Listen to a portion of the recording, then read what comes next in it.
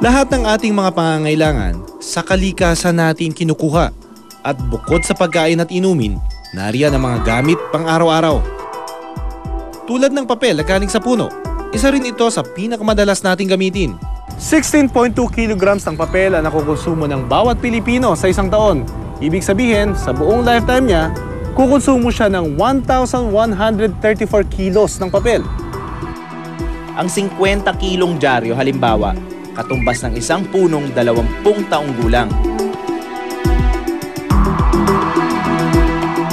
Sa puno rin natin kinukuha ang iba nating kagamitan gaya ng upuan, mesa, kabinet at iba pa.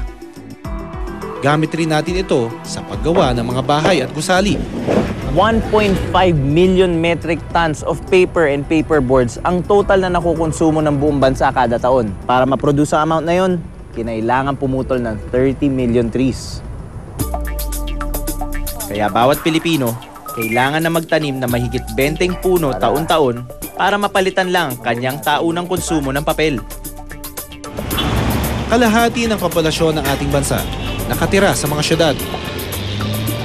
Sa Metro Manila na lamang, 12 milyon na ang bilang ng mga tao. Parang pinagsama-sama ang mga tao sa Cebu, Pangasinan, Cavite, Tarlac at Rizal. Bawat tao rito sumasakay ng jeep, bus, tricycle, kotse, MRT o LRT.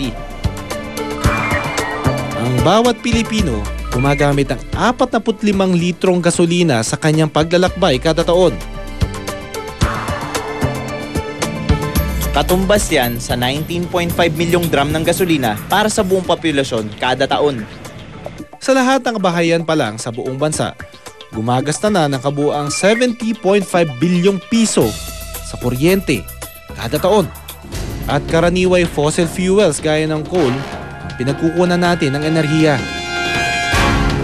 At sa resulta ng pamumuhay sa syudad, ang polusyon. Pero ang polusyon ay hindi lang makikita sa hangin, tambutso o usok ng mga sasakyan. Ang basura ay isa ring malaking sanhi ng polusyon. Isang malaking bahagi ng basura ay ang mga container o lalagyan ng ating ginagamit.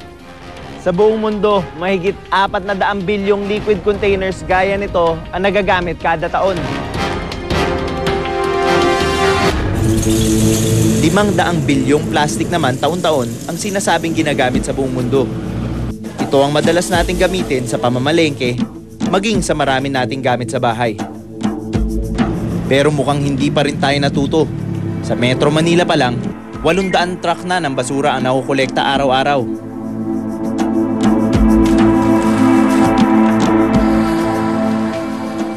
Madaling magtapon ng basura.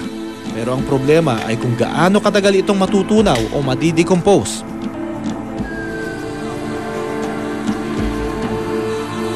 Ang isang styrofoam na kung saan kinakain natin ang ating paboritong spaghetti, higit sa 500,000 taon ang bibilangin para matunaw. May mga pag-aaral pa nga na maaari pa itong tumagal hanggang milyong taon.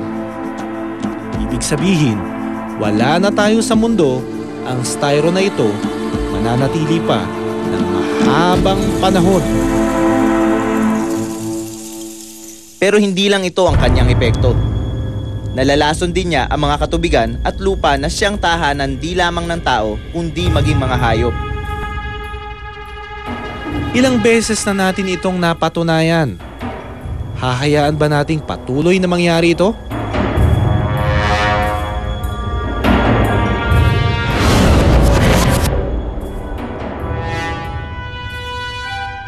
Noong isang linggo, binuksan namin ang aming Facebook account para sa inyong mga pledge para sa kalikasan. Narito ang ilan sa mga pledges na amin natanggap. This is my pledge. This is my vow. Cheer up!